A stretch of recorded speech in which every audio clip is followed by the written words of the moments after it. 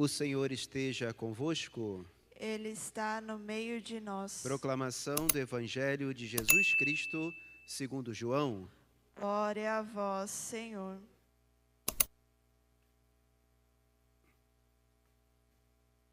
Naquele tempo, perto da cruz de Jesus, estavam de pé a sua mãe, a irmã de sua mãe, Maria de Cleófas, e Maria Madalena. Jesus, ao ver sua mãe e ao lado dela o discípulo que ele amava, disse à mãe: Mulher, este é o teu filho. Depois disse ao discípulo: Esta é tua mãe. Daquela hora em diante, o discípulo a acolheu consigo. Depois disso, Jesus, sabendo que tudo estava consumado e para que a Escritura se cumprisse até o fim, disse: Tenho sede. Havia ali uma jarra de vinagre. Amarraram numa vara uma esponja embebida de vinagre e levaram-na à boca de Jesus. Ele tomou o vinagre e disse: Tudo está consumado. E, inclinando a cabeça, entregou o Espírito. Era o dia da preparação para a Páscoa. Os judeus queriam evitar que os corpos ficassem na cruz durante o sábado, porque aquele sábado era dia de festa solene. Então pediram a Pilatos que mandassem quebrar as pernas aos crucificados e os tirasse da cruz. Os soldados foram e quebraram as pernas de um e depois do outro, que foram crucificados com Jesus.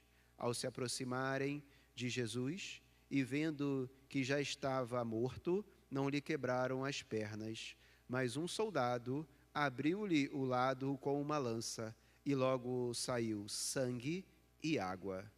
Palavra da salvação. Glória a vós, Senhor. Podemos sentar? E para esta memória de Maria, a mãe da Igreja, façamos juntos a oração em honra a Nossa Senhora. Ave Maria, cheia de graça, o Senhor é convosco. Bendita sois vós entre as mulheres, bendito é o fruto do vosso ventre, Jesus.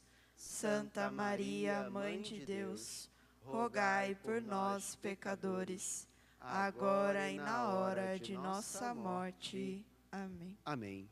Bem, como eu disse, festa, ou melhor, memória de Maria, Mãe da Igreja.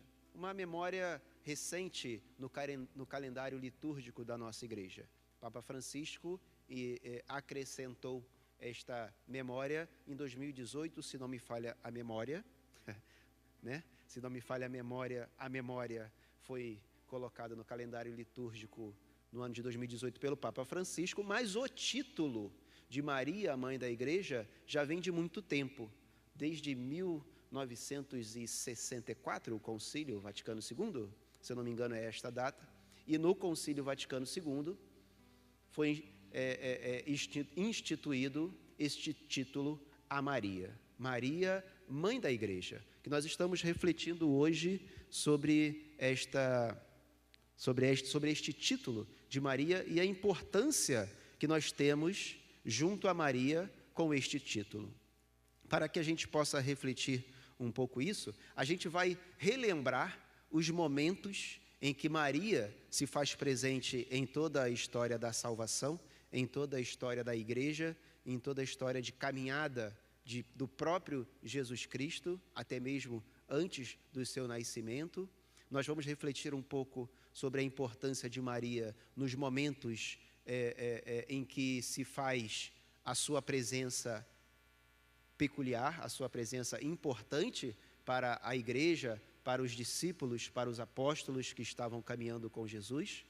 E depois nós vamos tentar fazer uma correlação para que, de fato, nós consigamos compreender que este título, Maria, Mãe da Igreja, se faz por deveras necessário a nós que estamos peregrinando hoje, como a Igreja triunfante e a Igreja padecente. Bem, então vamos começar a relembrar lá desde onde tudo começou.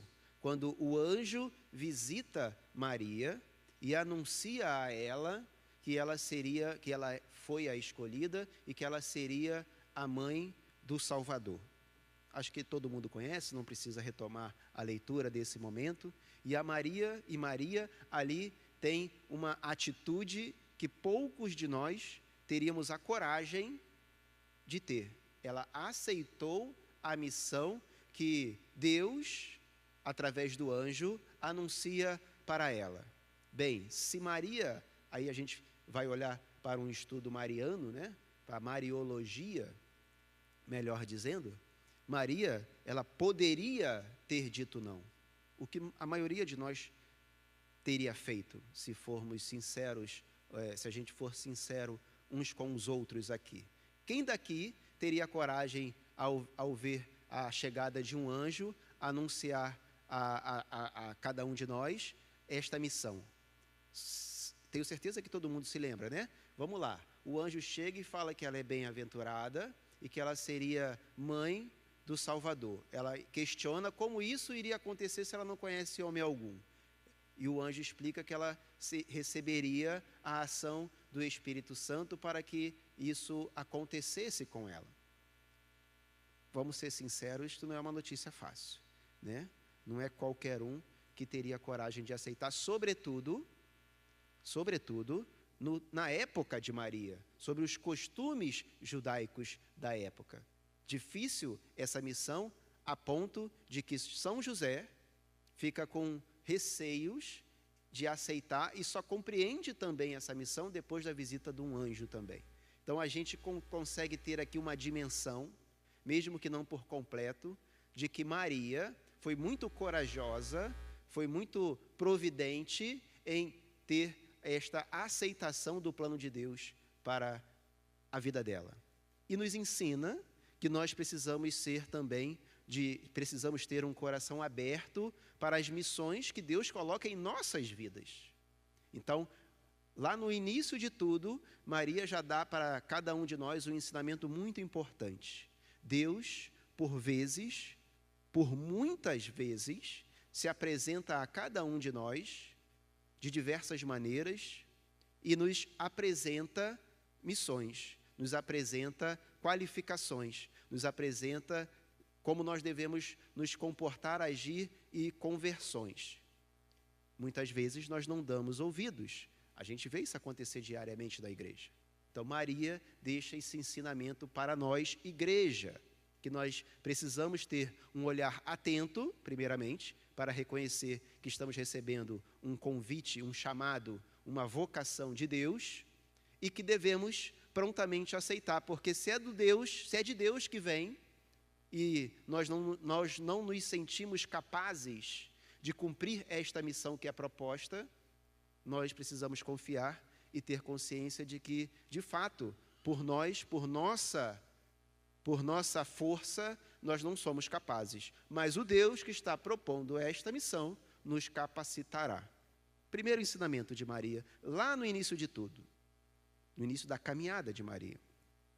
Depois, nós acompanhamos Maria ao saber que a sua prima Isabel ficou grávida. Uma prima Isabel que tinha todo um histórico de esterilidade, uma dificuldade de engravidar, que já estava com idade avançada, e ela prontamente, ao saber da notícia, ela prontamente se põe em estrada, se põe a caminhar ao encontro de sua prima Isabel, para auxiliar a sua prima Isabel. E nesse encontro nós temos aí uma das manifestações a Maria mais belas que nós conhecemos em toda a Bíblia, que é o Magnificat, né? A oração de sua prima Isabel, ao se deparar com Maria e ela ter ali e no seu ventre sentir a ação também de Deus, do Espírito Santo sobre ela. Então, mais o ensinamento de Maria, em que nós precisamos estar a serviço sempre, independente das nossas limitações, porque a gente precisa lembrar que ela também já estava grávida. A gente precisa lembrar que ela também já estava com dificuldades por ter recebido uma missão que colocou ela em lençóis não muito bons aos olhos do povo judeu. Ela ainda não sabia como tudo iria acontecer. ela ainda estava sobre aqueles questionamentos de que como as coisas iriam lidar dali para frente. Mas ela ignorou tudo isso e se colocou a serviço de sua prima Isabel.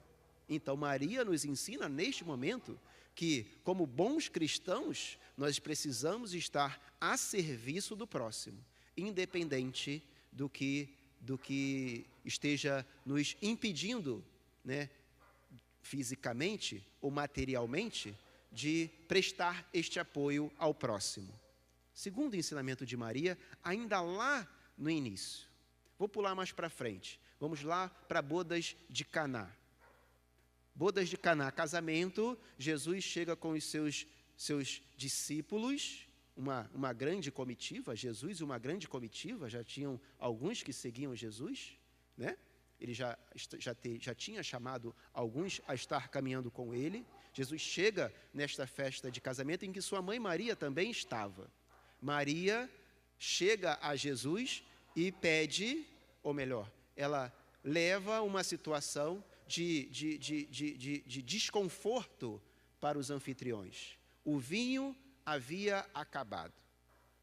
E nós também conhecemos essa história, também não precisamos nos aprofundar tanto assim no Evangelho, não precisamos nos aprofundar tanto assim nas leituras, mas nós sabemos que Maria, ela faz ali uma intercessão a Jesus, e Jesus acolhe esta oração de Maria. Maria, ao término do seu diálogo com o seu filho, ela se dirige aos que estavam servindo, pede que preparem tudo. Jesus atende esse pedido de sua mãe e temos ali o primeiro milagre de Jesus Cristo. Maria, neste ponto, nos ensina que a intercessão poderosa por ela é ouvida com muito bom grado, de um coração muito aberto por nosso Senhor Jesus Cristo. Então, que nós devemos estar junto a ela, sim, para ouvir dela os caminhos que precisam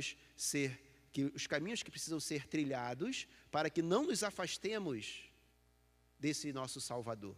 E que com esta intercessão, se nós seguirmos os passos, se nós estivermos unidos a ela e a esta intercessão, nós seremos contemplados também pelas graças e maravilhas de nosso Senhor Jesus Cristo. Mais um ensinamento por Maria.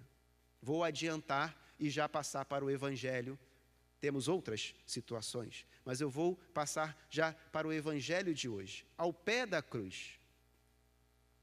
Ao pé da cruz, o Evangelho de hoje, nós observamos, começa com Jesus entregando Maria ao seu discípulo amado. Aí a gente precisa voltar ao estudo do livro de São João, e quando ele coloca os personagens, porque aqui nesse momento ele coloca o personagem, o discípulo amado, um personagem, ele não chama pelo nome. Quando ele chama pelo nome, ele fala da pessoa, mas quando ele usa o discípulo amado, ele usa um personagem, e um personagem nós podemos estar inclusos nesse personagem. Então ele inclui a mim e a você junto à cruz e recebendo Maria por mãe. Eis aí a tua mãe, filho, eis aí a tua mãe, e Maria, eis aí o teu filho.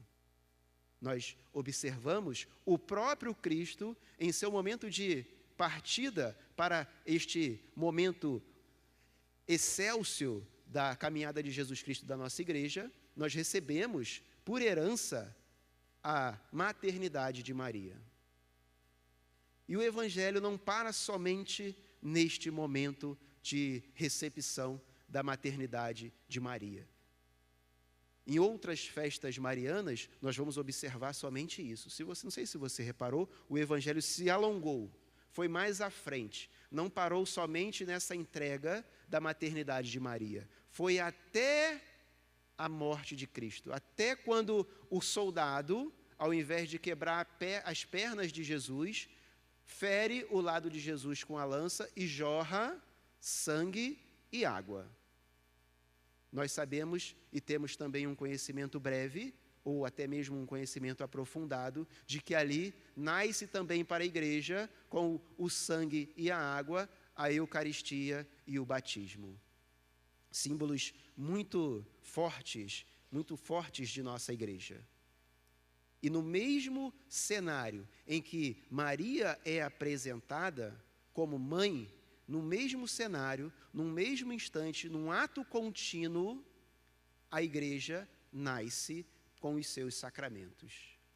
Então, por tudo isso que nós observamos, desde lá do anúncio do anjo a Maria, desde o fiat de Maria, desde o faça-se de Maria, até ao jorrar do sangue e da água, da Eucaristia e do batismo, do nascimento da igreja, nós observamos que Maria esteve presente nos momentos em que deve se edificar qualquer cristão.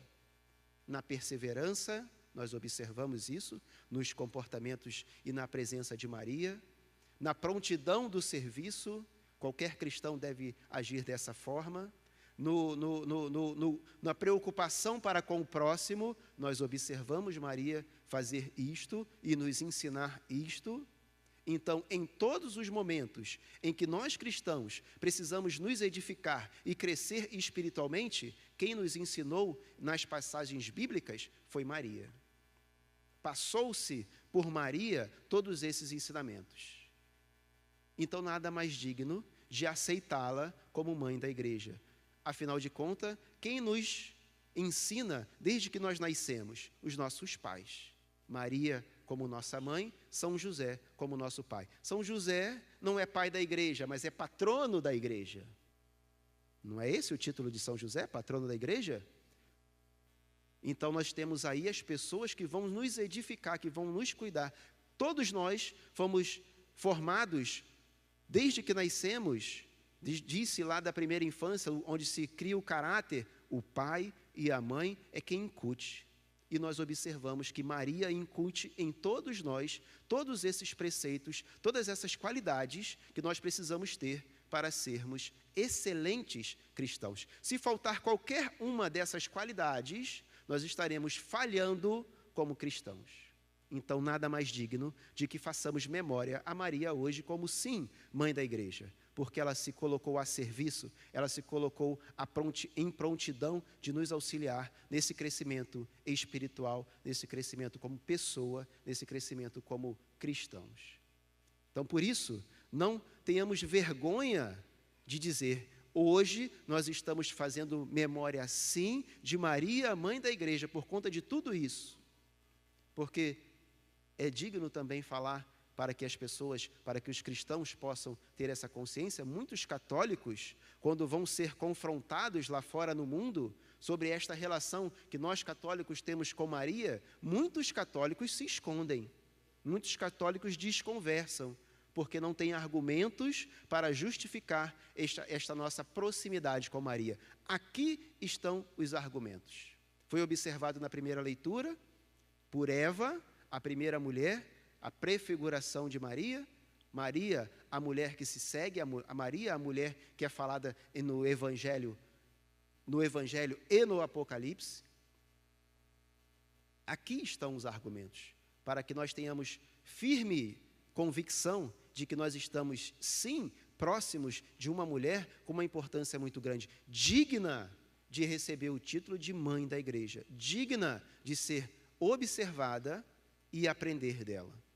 Então, que nós tenhamos esta consciência, acima de tudo, de que Maria precisa ser colocada diante de nós, católicos, diante de nós, pessoas, diante de todo o mundo, como a que tem condições, como a que pode nos ensinar e nos formar. Sigamos os passos de Maria.